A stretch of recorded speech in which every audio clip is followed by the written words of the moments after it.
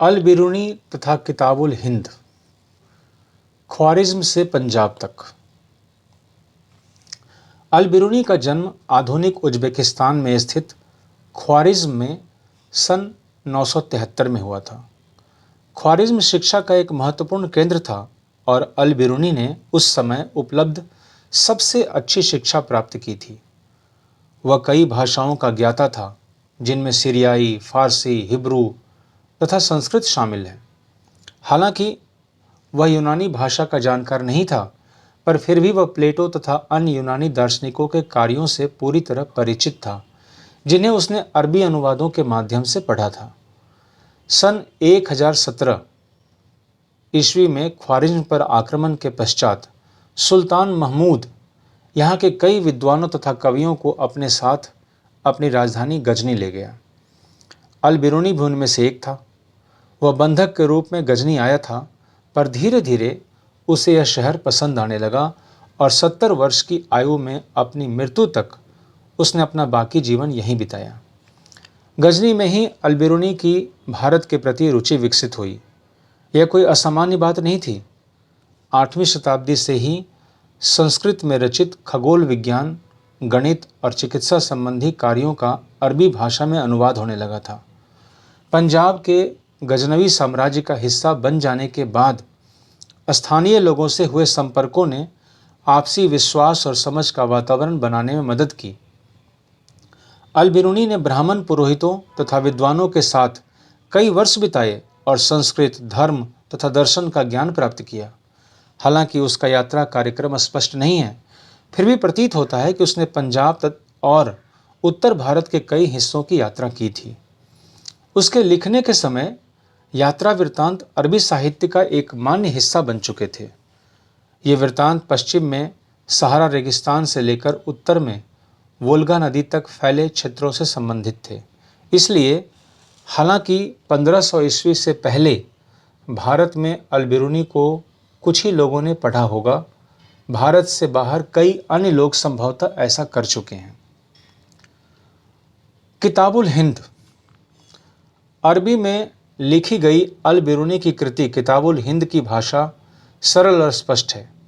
यह एक विस्तृत ग्रंथ है जो धर्म और दर्शन, त्योहारों, खगोल विज्ञान, कीमिया, रीति रिवाजों तथा प्रथाओं, सामाजिक जीवन, भार तौल तथा मापन विधियों, मूर्तिकला, कानून, मापतंत्र विज्ञान आदि विषयों के आधार पर 80 अध्यायों में विभाजित है।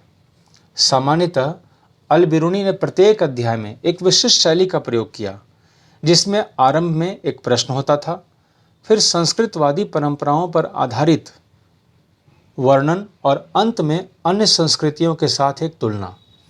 आज के कुछ विद्वानों का तर्क है कि इस लगभग ज्यामितीय संरचना, जो अपनी स्पष्टता तथा पूर्वानुमेयता के लिए उल्लेखनीय है, का एक मुख्य कारण अल बिरूनी का गणित की ओर झुकाव था।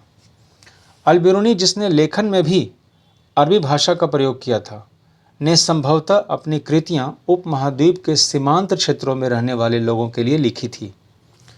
वह संस्कृत, पाली तथा प्राकृत ग्रंथों के अरबी भाषा में अनुवादों तथा रूपांतरणों से परिचित था।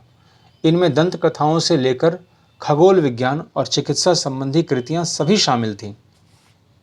पर साथ ही इन ग्रंथों की लेखन सामग्री, शैली के विषय में उसका दृष्टिकोण आलोचनात्मक था और निश्चित रूप से वह उनमें सुधार करना चाहता था। आइए अब इसके बॉक्स को देखें। अल बिरूनी के उद्देश्य। अल बिरूनी ने अपने कार्य का वर्णन इस प्रकार किया: उन लोगों के लिए सहायक जो उनसे, मतलब हिंदुओं, धार्मिक विषयों पर चर्चा करना चाहते हैं, और ऐसे लोगों के लिए एक सूचना का संग्रह जो उनके साथ संबंध होना चाहते हैं। ग्रंथों का अनुवाद, विचारों का आदान प्रदान।